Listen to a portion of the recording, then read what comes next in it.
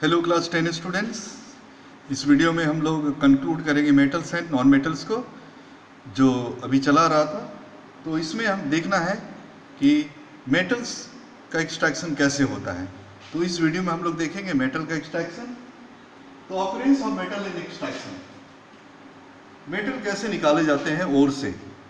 तो ओर से मेटल निकालते हैं और एक मिनरल बोले जाते हैं। दोनों के बीच में डिफरेंस आप पहले देख लीजिए कि डिफरेंस क्या है ओर एंड मिनरल्स। तो ओर को मैंने डिफाइन किया है कि ओर क्या है, अर्थ क्रस्ट में पाए जाने वाले कंपाउंड है। वो क्या कंपाउंड है? तो element rich compound from which element extracted economically is called ore. ऐसे कंपाउंड जो एलिमेंट रिच हैं अर्थ क्रस्ट में, जिनसे हम लोग इकोनॉमिकली सस्ते मेटल निकाले जा सकते हैं या एलिमेंट, तो वो कहलाते हैं ओर। जबकि दूसरा मिनरल है, एलिमेंट रिच कंपाउंड ये भी हैं, लेकिन इनमें से इकोनॉमिकली हम लोग नहीं निकाल सकते हैं एलिमेंट को।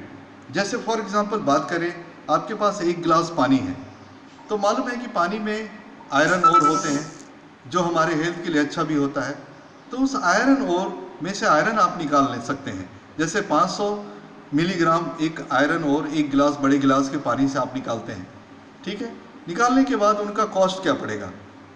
अभी हमारे मार्केट में इकोनॉमिकली अगर आप देखें तो क्या है रेट लोहे या लोहे के सामान का? 80 to 100 रुपीज़ होगा।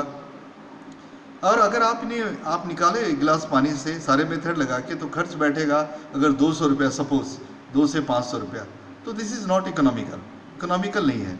तो इकोनॉमिकल जो निकाले वो कहलाता है ओर, जिससे इकोनॉमिकली हम लोग एलिमेंट मेटल या नॉन मेटल को निकाल पाएँ। तो यहाँ पर एक डिफरेंस है, कभी कभी आता है डिफरेंस बताइए ओर एंड मिनरल के बीच में, तो ये है। अब कई चीज़ें हैं जो पढ़ना नहीं है डिटेल्स में, इसलिए अभी नहीं बता रहे हैं। जैसे ओर के अंदर जो इम्प्योरिटीज है उसका नाम है gangue. Gangue is the impurity in the ore, उसको बाहर निकालना होता है। फिर उसके बाद रिडक्शन के समय एक वर्ड आता है फ्लक्स, जो रिडक्शन करने में सहायता करता है, इम्प्योरिटीज़ को बाहर निकालने में सहायता करता है, वो कहलाता है फ्लक्स। जैसे आयरन को जब ओर से निकालते हैं तो उस समय कैल्शियम कार्बोनेट फ्लक्स के रूप में काम आता है। और गैंग में बहुत सारी चीज़ें, ऑर्गेनिक मैटर हो सकते हैं, बालू हो सकता है, मिट्टी हो सकते हैं, ये सब जो बाहर निकाले जाते हैं साफ सफाई करके ओर की, वो कहलाता है गैंग। ठीक है, तो यहाँ पर टर्मिनोलॉजी जो है आप देख लेंगे, कुछ चीज़ें याद रखनी चाहिए।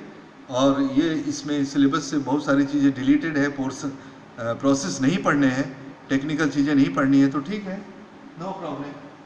तो यहाँ पर कुछ मैंने ओर लिखा है, जैसे बॉक्साइट, एल्यूमिनियम का ओर है बॉक्साइट, जिंक का ओर है जिंक ब्लेंड, जिंकाइट। और मिनरल में जैसे आयरन ऑक्साइड पानी में होते हैं, हम लोग पीते हैं और फायदेमंद है। Zinc oxide, calcium oxide, calcium chloride, calcium oxide चूना होता है, क्विकलाइन, आपको मालूम है। तो ये सब है आपके मिनरल, और कुछ उसके पहले मैंने लिखा ओर के एग्जाम्पल। अब क्या क्या स्टेप्स है, वो क्या क्या स्टेप्स हैं वो देखिए उस साइड, क्या क्या स्टेप्स हैं जिनको हम लोग यूज करके निकालते हैं मेटल या नॉन मेटल या मिनरल एलिमेंट को ओर से। तो ये पहला है कंसंट्रेशन या एनरिचमेंट। एनरिचमेंट का मतलब होता है ओर का अमाउंट बढ़ाना, ओर के साथ जो इम्प्योरिटीज है, जो गैंग है, उनको बाहर निकाल के ओर के अमाउंट को बढ़ाना। तो वो हम लोग करते हैं कॉन्सेंट्रेशन या एनरिचमेंट करके। दूसरा है एक्सट्रैक्शन बाय रिडक्शन। अब हमारे जो ओर होते हैं प्राय ऑक्साइड के रूप में होते हैं, नहीं होते हैं तो उनको कन्वर्ट करना पड़ता है। ऑक्साइड करने के बाद, ऑक्साइड के रूप में आने के बाद उनको रिड्यूस करते हैं, रिड्यूस करके एलिमेंट को बाहर निकालते हैं, यानी मेटल को बाहर निकालते हैं। तो हम लोग चैप्टर पढ़ रहे हैं मेटल एंड नॉन मेटल, तो इसमें मेटल के बारे में ज़्यादा दिया हुआ है। तो इस तरह से बाहर इनको निकालते हैं मेटल को। फिर तीसरा है सी, प्यूरिफिकेशन। अब निकले हुए मेटल को साफ करते हैं, उससे इम्प्योरिटीज बाहर हटाते हैं, और वो कहलाता है प्यूरिफिकेशन। तो यहाँ पर मेटल हमारा जो एक्टिविटी सीरीज में है 3 पार्ट में है, highly reactive, in the middle and low reactive. तो हाईली रिएक्टिव मेटल के यहाँ पर देखना है, हाईली रिएक्टिव मेटल जो निकाले जाते हैं किस मेथड से? By electrolysis. इनको बोलते हैं इलेक्ट्रोलाइसिस मेथड, उससे निकाले जाते हैं। जैसे example sodium, potassium, calcium, magnesium, aluminium, ये सभी। जो मिडिल में है, दूसरा स्टार करके मैंने लिखा है, जो मिडिल में है उनको कैसे एक्सट्रैक्ट करते हैं, तो उनके ऑक्साइड को रिड्यूस करके, रिडक्शन बाय कार्बन हो सकता है, थर्मल रिडक्शन हो सकता है, reduction with highly reactive metal हो सकता है। तो ये सब रिडक्शन करके निकालते हैं, जैसे जिंक और आयरन। ये दो एग्जाम्पल भी आप देख लेंगे, केमिकल रिएक्शन आपको याद रखने हैं, वो भी देख लेंगे, ठीक है।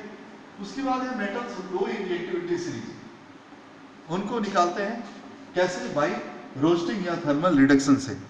रोस्ट करना मतलब होता है स्ट्रांगली हिट करना उनको फ्लेम में, आग पे, वो कहलाता है रोस्ट करना। ऐसे किचन में भी ये वर्ड यूज किए जाते हैं, रोस्टिंग। तो यहाँ पर बाई कैल्सिनेशन है, बाई कैल्सिनेशन एंड रोस्टिंग। यहाँ पर मैं जो वर्ड यूज कर रहा हूँ यहाँ से लिया गया है। ऑक्साइड को कैसे करते हैं, तो बाई कैल्सिनेशन एंड रोस्टिंग। अगर ऑक्साइड में नहीं है तो हम लोग ऑक्साइड में कन्वर्ट करते हैं बाई कैल्सिनेशन, और ऑलरेडी ऑक्साइड में है तो बाई रोस्टिंग करके उसको हम लोग मेटल में कन्वर्ट करते हैं, या अदर देन अगर ऑक्साइड है तो ऑक्साइड में कन्वर्ट करते हैं। तो ये डेफिनेशन बहुत आते हैं, इनके बीच का डिफरेंस भी आप डेफिनेशन से ही कर सकते हैं। तो ये कैल्सिनेशन और रोस्टिंग क्या होता है ये देख लीजिए। तो कैल्सिनेशन क्या है, the heating of ore below its melting point to remove volatile impurities. Volatile मतलब वाष्पशील जो चीज़ें हैं, कोई गैस है, वाटर है, तो उनको स्ट्रांगली हीटिंग करके below its melting point in absence of air उनको हटा देते हैं। जैसे एग्जांपल के लिए बॉक्साइट से हम लोग एल्यूमिनियम बनाए वाटर हटाकर। एल्यूमिनियम में वाटर नहीं होता है, बॉक्साइट में वाटर होते हैं। आयरन ऑक्साइड में प्रायः पानी होता है, उनको हम लोग हीट करके हटा देते हैं, ये कहलाता है कैल्सिनेशन। दूसरा है roasting, heating of ore above its melting point in presence of air to convert into oxide. अगर ऑक्साइड में नहीं है तो ऑक्साइड में कन्वर्ट करते हैं, और अबव मेल्टिंग पॉइंट करते हैं, इन प्रेजेंस ऑफ एयर करते हैं, और इनका एम क्या ऑक्साइड में बदलना। तो तीन ऐसी चीजें हैं जो तीन डिफरेंसेस हो गए डेफिनेशन में ही। क्या क्या डिफरेंसेस हो गए एक बार देख लेते हैं। जो कैल्सिनेशन में है below its melting point, roasting में है above its melting point, calcination में है इन एब्सेंस ऑफ एयर, यहाँ पर है इन प्रेजेंस ऑफ एयर। और फिर उनका एम क्या है कि वोलाटाइल इम्प्योरिटीज को बाहर निकालना, और इनका एम क्या है ऑक्साइड में नहीं है तो कन्वर्ट करना। जैसे एग्जांपल के लिए जिंक सल्फाइड, इनको हीट करके रोस्टिंग करके कन्वर्ट करते हैं जिंक ऑक्साइड में, सल्फर डाइऑक्साइड बाहर निकल जाते हैं। मर्क्यूरिक ऑक्साइड को बनाते हैं मर्क्यूरिक सल्फाइड से हीटिंग करके, रोस्टिंग करके, सल्फर डाइऑक्साइड बाहर निकल जाते हैं।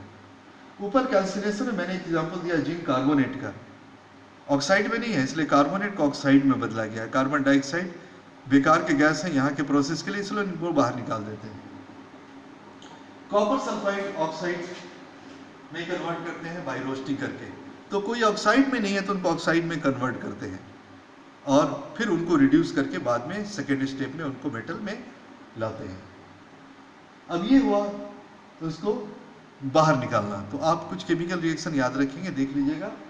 प्यूरिफिकेशन, अब निकले हुए मेटल को साफ सफाई करके प्यूरिफाई करते हैं, उनमें कोई गंदगी ना रहे, ये कहलाता है प्यूरिफिकेशन। तो प्राय मेटल का प्यूरिफिकेशन जो मिडिल में होता है उनको करते हैं बाई इलेक्ट्रोलाइटिक प्यूरिफिकेशन, या इलेक्ट्रोलाइसिस करके प्यूरिफाई करना। तो उसमें मेटल को क्या करते हैं, एक कंटेनर जिसमें इलेक्ट्रोलाइटिक सॉल्यूशन रखते हैं, उसी मेटल का जिसका करना होता है मेटल सल्फेट का सॉल्यूशन होता है, और उसमें जो एनोड होता है वो इम्प्योर मेटल का प्राय थिक होता है, मोटा डालते हैं, और पतला डालते हैं कैथोड जो प्योर मेटल का होता है। जैसे कॉपर का एग्जांपल मैंने लिखा, कॉपर का करना है तो इम्प्योर कॉपर का एनोड होता है और प्योर कॉपर का कैथोड होता है। इलेक्ट्रिसिटी पास करते हैं तो क्या होता है, एनोड से कॉपर छूट करके कैथोड के ऊपर डिपॉजिट होता जाता है, और जो कैथोड है वो मोटे होते चले जाते हैं और जो एनोड है वो पतले होते चले जाते हैं।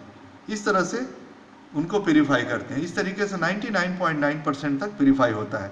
100% प्यूरिफाई करने के लिए उनको बार बार इलेक्ट्रोलाइसिस करना पड़ता है, तो 100% प्यूरिफिकेशन में बदल जाते हैं। तो इस तरह से मेटल को प्यूरिफाई करने के बहुत सारे मेथड हैं, आपको एक ही मेथड देखना है, वो है bye electrolytic refining.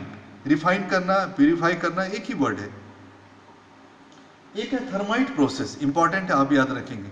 Thermite process बहुत ज़्यादा हीट निकलने के कारण, बहुत ज़्यादा एक्सोथर्मिक होने के कारण इसका नाम पड़ा थर्माइट प्रोसेस। थर्म मीन्स होता है हीट और थर्माइट मीन्स होता है हीट इवॉल्व करना। तो इसमें एक प्रोसेस है कि हाईली रिएक्टिव मेटल के साथ लो रिएक्टिव मेटल के ऑक्साइड को, मेटल ऑक्साइड को, मेटल ओर या ऑक्साइड को हम लोग क्या करते हैं, हाईली रिएक्टिव मेटल के साथ हीट करते हैं। तो इसमें क्या करता है, highly reactive metal metal oxide में से मेटल को डिस्प्लेस कर देते हैं और वो मेटल निकल जाता है। तो इस प्रोसेस में जैसे हम मैंगनीज के लिए कर सकते हैं, मैंगनीज को निकालते हैं इसी तरीके से, वैसे थर्माइट प्रोसेस का और भी काम है। इतना हीट निकलता है इसमें कि जो मेटल बनते हैं ना इसमें वो गल जाते हैं। जैसे आयरन ऑक्साइड और एल्युमिनियम को हम रिएक्शन कराएं थोड़ा सा हीट करके, तो उसमें आयरन निकल जाएगा और एल्युमिनियम कन्वर्ट हो जाएंगे एल्युमिनियम ऑक्साइड में। इसमें इतना हीट निकलता है कि वो आयरन जो निकलता है वो गला हुआ आयरन होता है। इसलिए इनका दूसरा यूज है, हम लोग रेलवे ट्रैक को ज्वाइन करने में या बड़े बड़े मशीनों में जो क्रैक हो जाता है क्रैक को फिलअप करने में, या मेटल शीट में जो दरार आ जाती है क्रैक हो जाता है उनको भरने के काम में लाते हैं। तो टेररिस्ट एक्टिविटी के कारण क्या होता है, रेलवे ट्रैक का ज्वाइन होना जरूरी है। अदरवाइज क्या करते हैं, जहाँ रेलवे ट्रैक ज्वाइन नहीं होते हैं, नट बोल्ट से कसे होते हैं, उनको अलग कर लेते हैं और एक्सीडेंट करा देते हैं, है ना, ट्रेन का। तो इसलिए बचने के लिए क्या करते हैं, रेलवे ट्रैक को ज्वाइन कर दिया जाता है और सिर्फ प्लेटफॉर्म के पास, है ना, स्टाफ की निगरानी में उसको रखा जाता है ताकि वो वहाँ पर टेररिस्ट आकर के उनको अलग ना करें। तो बीच में जो वीरान जगहों में होता है रेलवे ट्रैक, उनको ज्वाइन कर दिया जाता है। ज्वाइन इसी प्रोसेस से होते हैं, क्योंकि रेलवे ट्रैक कहाँ है, कभी पुल पे है, कभी जंगलों में है, कभी बहुत ऊंचे स्थान पर है। तो उन रेलवे ट्रैक को इसी मेथड से ज्वाइन करना पॉसिबल हो सका। तो रेलवे ट्रैक्स को ज्वाइन करते हैं और भी इनके काम है। और ये थर्माइट प्रोसेस से ही पॉसिबल है, क्योंकि इसमें इतना हीट निकलता है कि मेटल गल जाते हैं। अगर कोई क्रैक है तो मेटल उसमें गल करके समा जाते हैं, उनको फिलअप कर देते हैं। या रेलवे ट्रैक के गैप में अगर ये रिएक्शन कराते हैं तो रेलवे ट्रैक को ज्वाइन कर देते हैं वो आयरन। इस तरह से ये अदर यूज के लिए भी आता है एक्सट्रैक्शन के साथ साथ। तो एक्सट्रैक्शन में आप देखेंगे आपके बुक में दिया हुआ मैंगनीज का एक्सट्रैक्शन इसी तरीके से किया गया है। तो एक्सट्रैक्शन का जिंक का एक्सट्रैक्शन है, आयरन का एक्सट्रैक्शन है, उनके रिएक्शंस है, मरकरी का है। तो इस तरह से इनको आप देख लेंगे, पढ़ लेंगे, ठीक है। तो इस तरह से हम लोग एक्सट्रैक्ट करते हैं। बहुत सारी चीज़ें हटा दी गई है और बहुत सारे थोड़े पढ़ना है आपको मेटल और नॉन मेटल का एक्सट्रैक्शन में। तो इतना ही है। इसके बाद कोरिजन आपको नहीं पढ़ना है और प्रिवेंशन भी उसका नहीं पढ़ना है, ठीक है। तो आगे से हम लोग देखेंगे कार्बन कंपाउंड्स। तब तक आप देख लीजिए ध्यान से क्या है, कैल्सिनेशन रोस्टिंग के बीच में डिफरेंस करना आना चाहिए। थर्माइट जरूर माइंड में रखेंगे, प्लस मिनरल ओर के बीच में डिफरेंस, प्लस बुक में जो कुछ रिएक्शंस दिए हुए हैं एक्सट्रैक्शन के ऑक्साइड से मेटल को बनाना वो याद रखेंगे, ठीक है। इस वीडियो में इतना ही, फिर देखते हैं आगे, है ना। तो keep at home, be safe, do study. Thank you.